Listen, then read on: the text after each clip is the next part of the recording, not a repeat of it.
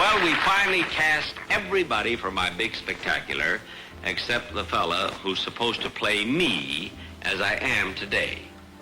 Now... Em 1945, Jack Benny criou o cofre mais famoso da história da rádio. Era tudo fingimento. Apenas efeitos sonoros e piadas sobre ser mesquinho. Mas Jack também tinha um cofre a sério, que permaneceu trancado durante 50 anos após a sua morte. Dentro da caixa estavam fitas áudio com a etiqueta não abrir. Quando os investigadores finalmente as reproduziram, ouviram a voz de Jack a confessar coisas que poderiam ter destruído a sua carreira. As gravações revelam o verdadeiro motivo do seu abandono do vaudeville e a verdade sobre o que aconteceu durante aqueles anos de guerra em que esteve desaparecido. Nasceu Benjamin Kubelski, a 14 de fevereiro de 1894, mas a sua mãe já tinha feito essa escolha meses antes. Emma Sachs estava grávida em Waukegan, mas viajou até Chicago apenas para lá dar à luz. Ela acreditava que uma certidão de nascimento de uma grande cidade ajudaria o futuro do seu filho como violinista de renome mundial. Não queria que o filho fosse de uma cidade pequena, queria que fosse alguém importante. Era frágil de corpo, mas de mente afiada, e já tinha decidido que o filho cresceria a tocar violino em salas de concerto cheias. O seu pai, Meyer, tinha uma história diferente. Veio da Polônia, começou por vender mercadorias nas ruas de Chicago e, aos poucos, foi subindo na carreira até abrir um bar. Não tinha grande consideração pelo mundo do entretenimento e achava que era uma má escolha para qualquer família judia respeitável. Mas Emma tinha a voz mais forte naquele casamento. Desde o momento em que Benjamin conseguiu segurar um instrumento, ela moldava-o. Quando tinha 3 anos, regressaram a Waukegan e instalaram-se numa casinha na rua South Genesee. Da janela da frente, Benjamin conseguia ver o Lago Michigan, e isso tornou-se um problema. Deveria praticar violino durante 2 horas todos os dias, mas em vez disso ficava a olhar para o lago. Meyer manteve o seu bar a funcionar e acabou por abrir uma loja de roupa masculina, enquanto Emma continuava a incentivar a música. Quando Florence nasceu, em 1900, Benjamin tornou-se um irmão mais velho protetor, mas os seus dias ainda eram dedicados ao violino. No seu 6º aniversário, nesse ano, recebeu um violino de tamanho reduzido de presente e começou a ter aulas imediatamente com o professor Harlow, que cobrava 50 cêntimos 2 vezes por semana. O Benjamin era bom, tão bom que as pessoas começaram a chamar-lhe prodígio. Era levado frequentemente a Chicago para estudar com Hugo Kortschak, na faculdade de música, mas detestava praticar. A mãe sentava-se ao piano e acompanhava-o, dizendo repetidamente, "Consegues fazer melhor", enquanto ele mal movia o arco. O povo de Waukegan acreditava tanto nele que angariou dinheiro para o enviar para a Europa para estudar. Chocou a todos ao recusar a oferta. Ele já se estava a desviar daquele caminho. Na escola, estava a chumbar em tudo. Ele fazia travessuras. Faltava às aulas. A mais lendária aconteceu no inverno, quando espalhou queijo Limburger atrás do radiador da sala de aula. Quando o telhado derreteu, toda a escola teve de fechar. Foi expulso durante o seu 1º ano e o diretor disse que poderia voltar se mudasse. Mas ele nunca mudou. Nesta altura, Benjamin já tinha conseguido um emprego a tocar violino na orquestra do Teatro Barrison. Enquanto os seus colegas estudavam matemática, ele atuava em espetáculos ao vivo. A verdadeira educação, porém, veio do bar do seu pai. Era um lugar cheio de artistas itinerantes e personalidades extravagantes. Foi aí que aprendeu o que fazia rir e o que não fazia. Certa noite, em 1911, os irmãos Marx vieram à cidade e a sua mãe, Minnie, viu o jovem Benjamin atuar. Ela ofereceu-lhe $7,5 por semana, com alojamento e alimentação incluídos, para que ele pudesse fazer uma digressão com eles. Mas os pais dele recusaram. Disseram que isso o iria corromper. Podia ter mudado a vida dele, mas bateram-lhe com a porta na cara. Nesse mesmo ano, Benjamin, de 17 anos, tomou uma grande decisão. Abandonou definitivamente os estudos e juntou-se a um número de vaudeville com Cora Salisbury, uma viúva de 43 anos. Prometeu aos pais dele que o protegeria das raparigas que assediam o público e das más influências. Viajavam sem parar, fazendo 4 apresentações por dia em teatros empoeirados por todo o meio-oeste. O seu número chamava-se Da Grande Ópera ao Ragtime, e Benjamin ganhava $7,5 por semana. Não era muito, mas era o início. Depois, em 1912, tudo quase se desmoronou. O famoso violinista Jan Kubelik enviou advogados ameaçando processá-lo por causa da semelhança entre os seus nomes. aterrorizado. Benjamin mudou o seu nome artístico para Ben K. Benny. Mas isso não resolveu o problema. Alguns anos mais tarde, outro artista, Ben Burney, também o procurou. Isso levou ao nome Jack Benny. Um nome que surgiu em parte do costume dos marinheiros se chamarem Jack, e em parte de um jantar fortuito com o comediante Benny Rubin. Em 1921, o nome pegou. Depois de Cora ter deixado o grupo em 1914 para cuidar da mãe, Jack juntou-se ao pianista Lyman Woods. Em 1916, o seu número rendia entre 350 e 400 dólares por semana. Uma quantia enorme para a época. Apresentavam-se em teatros sofisticados de Boston a São Francisco, misturando música séria com caretas e um timing cômico impecável. Mas em 1917, tudo se desmoronou quando se apresentaram no Palace Theatre, em Nova York. Era o maior palco do vaudeville, e foi um fracasso. O seu número era uma espécie de apresentação com animais, e o público não se importou. A parceria terminou e Jack alistou-se na Marinha. Aos 23 anos, Jack foi convocado durante a Primeira Guerra Mundial e destacado para o Centro de Treino Naval de Great Lakes. No início, tocava violino em cerimônias e eventos, mas uma noite mudou tudo. Durante um espetáculo de talentos, tocou o rosário e o público começou a vaiar. O marinheiro Pat O'Brien gritou-lhe para contar uma piada. Jack fez um comentário rápido e todo o local se desmanchou a rir. Aquele foi o momento. Foi aí que nasceu o humorista. Começou a atuar regularmente no Great Lakes Review, interpretando uma personagem desajeitada chamada Easy. Atuou para plateias de até 5.000 marinheiros. Ele descobriu o timing, descobriu o encanto. E descobriu que conseguia mais aplausos com uma única piada do que com 1 hora de música. Após o fim da guerra em 1918, manteve esta persona. Os Estados Unidos estavam cansados, falidos e ainda a lidar com o racionamento de alimentos. Então, Jack Benny abraçou a imagem de avarento e mesquinho que tinha desenvolvido durante o seu período na Marinha. Começou um espetáculo a solo chamado Fiddle Phonology, combinando tocar violino com piadas sobre ser forreta. Fazia piada de si mesmo, tirava dinheiro falso do casaco. O público adorou. O momento não podia ter sido melhor. As pessoas riram-se porque se identificaram com a situação. Ele não estava a troçar deles, ele era um deles. Regressou ao circuito de vaudeville com Lyman Woods e ganhou ainda mais dinheiro.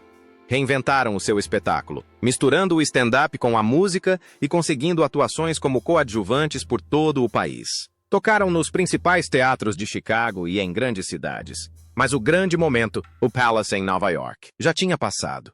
E esse fracasso acompanhou-o por muito tempo. Mesmo assim, Jack persistiu. Reduziu o tamanho do violino. Ele aprimorou as piadas, e com um nome que finalmente lhe pertencia, aos poucos transformou-se em algo novo. Não mais um músico falhado.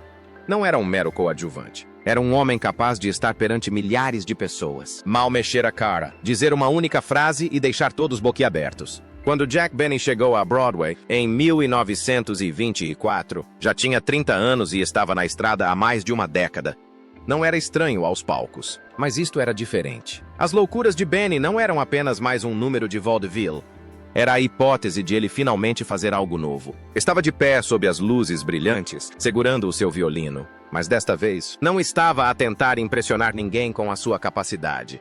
Tocava propositadamente um pouco mal, o suficiente para fazer as pessoas rir, embora tivesse começado a tocar aos 6 anos e fosse capaz de se apresentar lindamente. Esta mistura, sarcasmo seco, um pouco de música e muita confiança, era algo que a Broadway nunca tinha visto antes. O New York Times considerou o nome inovador, e depois de anos indeciso entre nomes como Benjamin Kubelski e Ben K. Benny, decidiu-se finalmente por Jack Benny. O nome pegou e funcionou. 2 anos depois, em 1926, arriscou num espetáculo chamado The Great Temptations. Era ousado, provocador, até um pouco escandaloso. Voltou a interpretar um violinista espirituoso, mas desta vez começou a improvisar. Sketches que deveriam durar 5 minutos estenderam-se para 15. O público adorou. Os produtores, não. Suplicaram-lhe que seguisse o guião, para que o programa mantivesse o cronograma. Mas Benny não se importou. O seu contrato dava-lhe controlo criativo, e ele usou-o. As discussões nos bastidores tornaram-se tão acesas que a empresa ameaçou substituí-lo. Mas ele não parou. Não podia. E talvez tenha sido aí que a Broadway começou a perceber que Jack Benny não era como os outros. Ele não estava apenas a representar. Ele estava a reformular as regras. Nesse mesmo ano, algo inesperado aconteceu. Jack conheceu Sadie Marks. Tecnicamente, não foi o seu primeiro encontro. Por volta de 1919 ou 1920, quando Jack tinha cerca de 30 anos, foi convidado por Zeppo Marks para um jantar de Páscoa em família em Vancouver. Uma rapariga de 14 anos chamada Sadie estava lá e ficou completamente deslumbrada. Ela tocou-lhe uma peça de violino, tentando impressioná-lo. Nem ficou para ouvir. Pediu a Zeppo que o ajudasse a sair sorrateiramente. Ela ouviu-o. E na noite seguinte, quando ele subiu ao palco do Teatro Orpheum, ela sentou-se na primeira fila com as amigas e ficou a olhar fixamente em frente. Nem um sorriso, nem uma gargalhada. Ela vingou-se. Só se voltaram a encontrar em 1925 ou 1926, quando ela tinha 20 anos e trabalhava na May Company, no centro de Los Angeles, a vender lingerie. Jack entrou na loja e comprou tantas colantes de senhora que bateu o recorde de vendas. Ele voltou todos os dias. Ele ligava-lhe constantemente quando estava em digressão. Não era um caso passageiro. Era algo estranho, lento e esquisito. E, de alguma forma, resultou. Em 1927, Jack Benny conseguiu um papel principal em Artists and Models. Esse foi o auge da sua carreira na Broadway. Ganhava $1.500 por semana, o que seria cerca de $25 mil hoje. Era mais do que dinheiro, era reconhecimento. Ele estava a fazer algo que dava certo. Subia ao palco, preparava uma bela peça clássica, em seguida, destruía-a propositadamente com uma execução horrível no violino. A plateia delirava. Usava longas pausas, fingia frustração e usava o sarcasmo no momento perfeito. Os mais espertos da plateia sabiam o quão habilidoso ele era na realidade, mas preferia arrancar gargalhadas a aplausos. Ele transformou o seu próprio fracasso numa forma de arte, e estava a funcionar. Nesse mesmo ano, enquanto Jack fazia as pessoas rir, também foi atingido por algo que quase acabou com a sua carreira. Um gerente de teatro acusou-o de pagar salários abaixo do devido aos músicos da orquestra. De repente, os rumores já não eram sobre piadas ou talento. Eram sobre dinheiro. O sindicato dos músicos envolveu-se. Houve ameaças de inclusão em listas negras. Os proprietários dos teatros começaram a cancelar os seus concertos. Foi péssimo. Jack teve de pagar indemnizações e pedir desculpas só para continuar a trabalhar. Mas o estrago ficou. As pessoas começaram a sussurrar que Jack Benny era forreta, que enganava os músicos só para poupar dinheiro. E anos mais tarde, quando abraçou a personagem avarenta na rádio, ninguém se esqueceu. Não era só uma performance. Foi algo que teve origem num verdadeiro escândalo. Ainda assim, nem tudo nesse ano foi um desastre. A 14 de janeiro de 1927, Jack casou com Sadie, agora conhecida como Mary Livingstone, no Hotel Clayton, em Waukegan, Illinois. Durante a cerimônia, quando chegou à altura de Jack partir o copo, algo inesperado aconteceu. Não foi Jack quem desmaiou, foi a Maria. Ela desmaiou ali mesmo, à frente de todos. Mas quando acordou, encontrou rosas. Jack já lhe vinha enviando uma rosa vermelha todos os dias. Depois do casamento, imaginou que parassem, mas não pararam. Continuou a enviar uma única rosa vermelha todos os dias, até o dia da sua morte. Em 1974, 48 anos, uma rosa por dia. Em 1934, adotaram uma bebê de 2 semanas chamada Joan. Jack olhou para ela e disse: "Como é que vocês podem querer adotar uma coisinha engraçada destas?" Mas levaram-na para casa. Nesta altura, Mary já tinha convencido Jack a entrar para o ramo da rádio. O vaudeville estava em declínio. Fazer digressões era difícil. O rádio representava estabilidade. E ela tinha razão. Eles ficaram ricos. Quando Joan se casou, aos 19 anos, o casamento custou $25 mil. O seu vestido foi desenhado em França. As flores foram enviadas da Holanda. A recepção foi realizada no Beverly Hills Hotel. Foi um dos casamentos mais luxuosos que Hollywood já viu. A grande oportunidade de Jack na rádio surgiu em 1932, com o programa da Canada Dry, que estreou a 2 de maio. E, no final da semana, 40 milhões de pessoas estavam a ouvir. Mas a partida não fez sentido. Jack ainda estava a tentar misturar música e piadas. Tocava violino a sério, pensando que impressionaria os ouvintes. Não impressionou. A audiência foi baixa. Ninguém ligava. Então, de repente, ele compreendeu. Deixou de tentar impressionar. Fez o violino soar mal de propósito. Deixou que outros fizessem piadas sobre ele. Ele tornou-se o alvo das piadas. E, de repente, o público adorou. Em 1933, transferiu-se para a CBS. Tinha 39 anos. Mas, em vez de envelhecer, simplesmente congelou o número. Daí em diante, teve sempre 39 anos. Disse que não havia nada de engraçado em fazer 40 anos. Nesse ano, introduziu a piada do cofre. Uma fortaleza subterrânea ridícula, repleta de armadilhas, alarmes de segurança e até um guarda que estava trancado lá dentro desde a Guerra Civil. Era absurdo. Foi teatral e foi um sucesso. As pessoas acreditaram naquele cofre como se fosse real.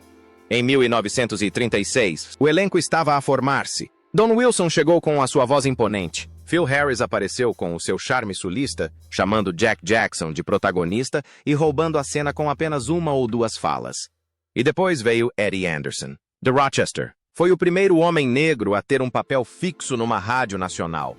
Ele não serviu apenas Jack no programa. Ele foi mais esperto do que ele. Teve a última palavra.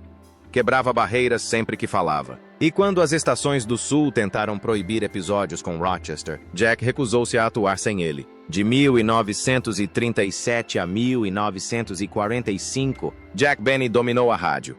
O seu programa esteve sempre entre os 3 mais vistos. Em 1944, assinou um contrato no valor de $25 mil por semana. Isto equivale a mais de $400 mil em valores atuais. Ganhava cerca de $3 milhões por ano, mas o homem que brincava sobre ser avarento nem sempre era mesquinho. Durante a Segunda Guerra Mundial, 10% dos seus ganhos com a rádio para títulos de guerra. Percorreu 51.500 quilômetros com a uso, atuando para mais de 3 milhões de soldados. Ele não levou apenas o cofre em digressão. Levou risos a pessoas que precisavam desesperadamente deles. O cofre foi oficialmente inaugurado a 7 de janeiro de 1945. O alarme soou. As portas rangeram.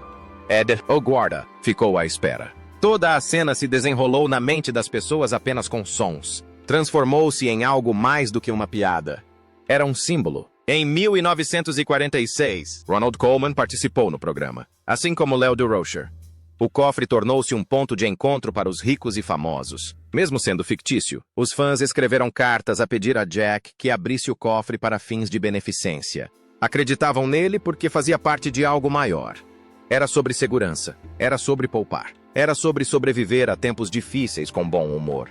Em 1948, Jack transformou o cofre numa tradição natalícia. No dia 19 de dezembro, num 2 especiais de Natal mais populares alguma vez transmitidos, deu um presente a Don Wilson, mudou de ideias e devolveu-o. Tudo isto enquanto escondia os cálculos reais no cofre. A brincadeira funcionou porque me pareceu familiar. O programa transformava a frugalidade em algo engraçado, não maldoso. E, mesmo quando os americanos começaram a gastar mais depois da guerra, ainda sintonizavam para ouvir Jack Benny a poupar tostões. Na vida real, a administração fiscal não achava graça nenhuma. Jack ganhava $375 mil por ano, mas declarava apenas $19 em despesas com entretenimento. Num episódio, levou Jimmy e Gloria Stewart a jantar. Fez com que pagassem a conta e depois declarou o custo da limpeza a seco do fato depois de ela lhe ter entornado salada. Mas, em vez de fugir às auditorias, expôs-nas no programa. Ele incluiu-os na piada. Em 1929, Jack Benny pensava que tinha finalmente chegado lá. A MGM escalou-o para o filme The Hollywood Review of 1929, um musical de 2 horas que contava com quase todas as estrelas do estúdio. O filme arrecadou $1 milhão em lucro e chegou a ser nomeado para o Oscar de melhor filme. Mas a prestação de Benny foi rígida, artificial e desajeitada. A sua forma de tocar violino pareceu forçado.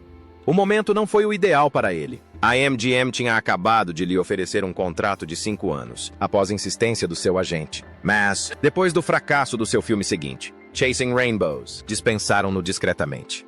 Em poucos meses, estava de volta a Broadway, humilhado. Aquele primeiro papel no cinema não só falhou, como também moldou a forma como as pessoas o viam. Os estúdios começaram a considerá-lo nervoso, inseguro e difícil de escalar. Aquele único tropeção em 1929 marcou-o durante anos. Em 1935, teve outra oportunidade com Broadway Melody of 1936, um filme de grande orçamento com um investimento de $1 milhão. Benny interpretava um produtor rival da Broadway e começou a improvisar falas que, na verdade, melhoraram o argumento. Mas o seu realizador, Roy Delruth, detestou. Ele queria que Benny seguisse o guião à risca.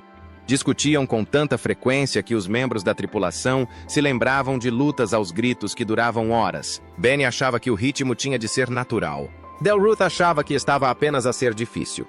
Apesar de o filme ter arrecadado quase 2,9 milhões de dólares e recebido uma nomeação para melhor filme, Benny ficou com a reputação de ser alguém com quem os realizadores não queriam trabalhar. Esse rótulo manteve-se quase tão forte como o do seu primeiro filme. Depois chegou 1937. Jack estava de férias em Cannes com Mary Livingstone quando conheceu um homem que se apresentava como Albert Chaparro, afirmando ser um diplomata nicaragüense. Ofereceu-se para contrabandear joias no valor de 2.131 dólares para Mary, passando pela alfândega e usando a sua imunidade diplomática. O Benny confiou nele. Não sabia que o verdadeiro nome do homem era Nathan Shapiro e que era um artista de Cannes que já tinha cumprido pena em Leavenworth. Quando Benny regressou a Nova York, a 30 de agosto, o golpe foi descoberto. Chaparro tinha escondido as joias consigo.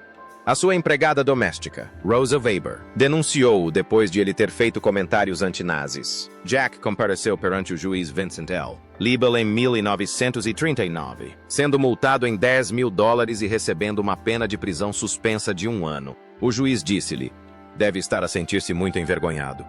E Benny mal conseguia sussurrar, sim. George Burns também se deixou levar. Tinha comprado uma pulseira de diamantes de 4.085 dólares da Chaparro para a sua mulher, Gracie, para esconder as cicatrizes de queimaduras que ela tinha no braço quando era criança. Burns foi multado em 8 mil dólares. Os honorários dos advogados elevaram o seu total para 17.770 dólares. Ambos poderiam ter visto as suas carreiras desmoronarem-se, mas, em vez disso, transformaram a situação numa comédia.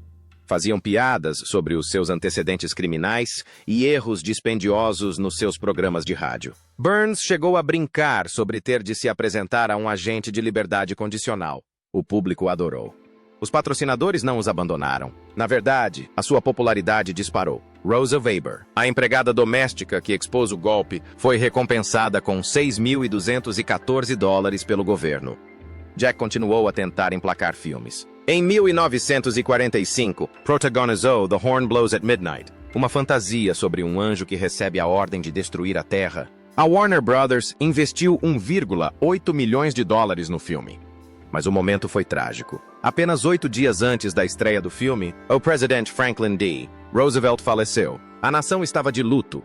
Uma comédia sobre o fim do mundo era a última coisa que alguém queria. O filme arrecadou apenas 970 mil dólares e teve um prejuízo de 861 mil dólares. Os críticos consideraram-no exagerado e sem propósito. Mas Jack não fugiu do desastre. Ele transformou isso numa piada recorrente nos seus programas durante os próximos 20 anos. O seu humor autodepreciativo fez com que o fracasso do filme se tornasse mais famoso do que alguma vez poderia ter sido como um sucesso.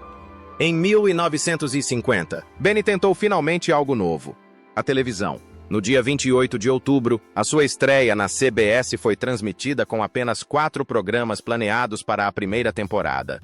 Ainda tinha o seu contrato de rádio e não tinha a certeza de como ficaria no ecrã aos 56 anos. Chegou mesmo a brincar no seu primeiro monólogo sobre se matar caso o programa fracassasse, mas não falhou.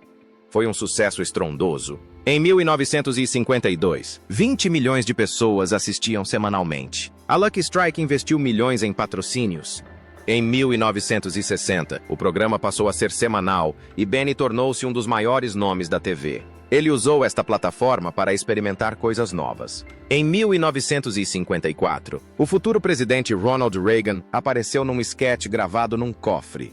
Naquela época, era invulgar incluir convidados numa história em curso, mas o Benny fazia-o. Também recebia jovens comediantes. A 20 de novembro de 1955, Johnny Carson apareceu e Benny disse-lhe: "Continua a melhorar. Não vai demorar muito até teres a tua fotografia na TV Guide." Miss Carson nunca se esqueceu disso. Adotou as expressões, o ritmo e o humor de Benny. Anos mais tarde, tornou-se o apresentador de talk shows noturnos com a carreira mais longa da história. Jack Benny continuou a trabalhar durante a década de 1960. A sua última temporada na NBC, de 1964 a 1965, levou os esquetes do cofre ainda mais longe, transformando-os numa sátira da Guerra Fria. O cofre tinha lança-chamas, fossos com jacarés e até plantas de guarda chamadas Irving. Estas piadas eram permeadas por comentários sobre a obsessão americana pela segurança. Carson continuou a visitar o set de filmagens. O vínculo entre eles fortaleceu-se à medida que Benny transmitia todas as técnicas que tinha aprendido. Quando o programa terminou, a 16 de abril de 1965, os irmãos Smothers recusaram-se a seguir o seu estilo. E isso gerou uma verdadeira tensão no ar. A NBC sabia que estava a transmitir o fim de algo histórico e pagou um valor extra para o fazer. Depois de se reformar, Benny não desapareceu. Fez participações especiais em programas do The Times. Em 1965, apresentou um especial com Bob Hope and the Beach Boys. Usou as suas piadas sobre o cofre para falar sobre a importância da economia durante a Guerra do Vietnã. A CBS pagava-lhe uma fortuna por atuações únicas. Mesmo aos 70 anos, era um dos comediantes mais bem pagos da América. Mas por detrás de todas as piadas havia algo sobre o qual nunca falava. De 1950 a 1964, foi garoto propaganda dos cigarros Lucky Strike. Durante 15 anos, vendeu o produto que o mataria. Em outubro de 1974, cancelou uma atuação após ter sentido tonturas. Em dezembro, os médicos descobriram que tinha cancro no pâncreas. Era inoperável. Tinha apenas algumas semanas de vida.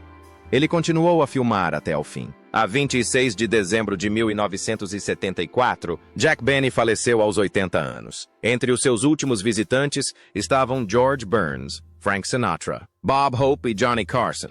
E então algo inesperado aconteceu. Quando o seu testamento foi divulgado, revelou uma fortuna de $5.052, o equivalente a 35 milhões de dólares atualmente.